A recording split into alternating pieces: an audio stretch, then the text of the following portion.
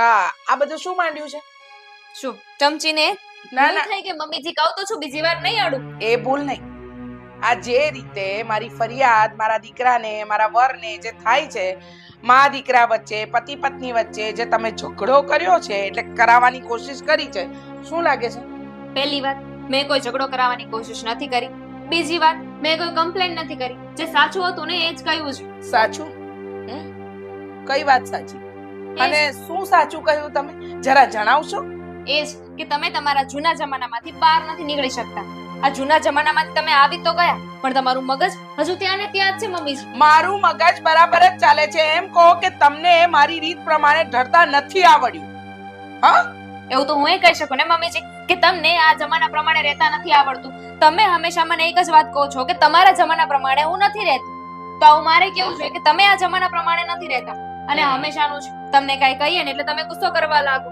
આ તમારાથી વહુને દીકરીની જેમ રખાતી નથી, પણ મારી પાસેથી એવી આશા રાખો છો કે હું તમને સાસુ નહીં અને મારી મામાનું. અચ્છા, એમ? હું દીકરીની જેમ તમને નથી રાખતી, પણ એમ કોને કે તમારી ત્રેવડ જ નથી ને દીકરીની જેમ રહેવાની. કારણ કે તમારે તો મારી ઉપરવટ જઈને બધા કામ કરવાના છે. સાસુ કે ને એનું પાલન કરું તો બીજી હું શું કામ કરું? કદાચ મારા મનમાં એવું હોય ને કે તમારી ઉપરવટ જાઉં તો પણ તમે જવા નથી દેતા. એક પણ વસ્તુ મારી મરજીની તમે કરવા નથી દેતા. શું કામ કરવા દઉં? હા, શું કામ કરવા દઉં? કારણ કે તમારી મરજીની કોઈ પણ વસ્તુ બરાબર થતી જ નથી. બરાબર? અને રહી વાત મારી મરજીથી ચાલવાની, તો આજે નહીં ને કાલે આ ઘર તમારે સંભાળવાનું થયું તો તમે એકલા હાથે શું સંભાળશો? સંભાળવા દેશો મને? સંભાળવા જેવી તમારી ઓકાત છે? મારી ઓકાત જ નથી તો મારે આ ઘરમાં શું કામ રહેવું જોઈએ? હું એ જ કહું છું કે નીકળી જ જાઓ.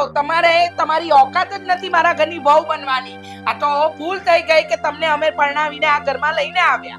સારું, તો એક કામ કરો, જેની ઓકાત હોય ને એને આ ઘરમાં લઈને આવો. સારી. મારે નથી રહેવું. એકદમ સારી વહુ લાવીશ. કેવી?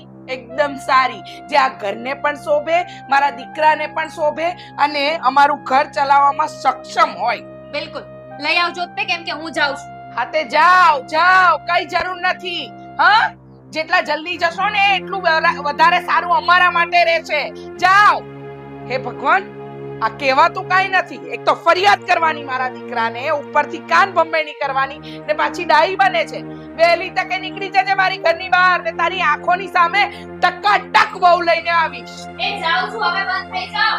હા, બંધ તો ત્યારે થઈશ જ્યારે તું જઈશ. લોહી પીણી મારા ઘરની ચમચી અડી છે ને બધી ધોઈ નાખું. અપવિત્ર થઈ ગઈ.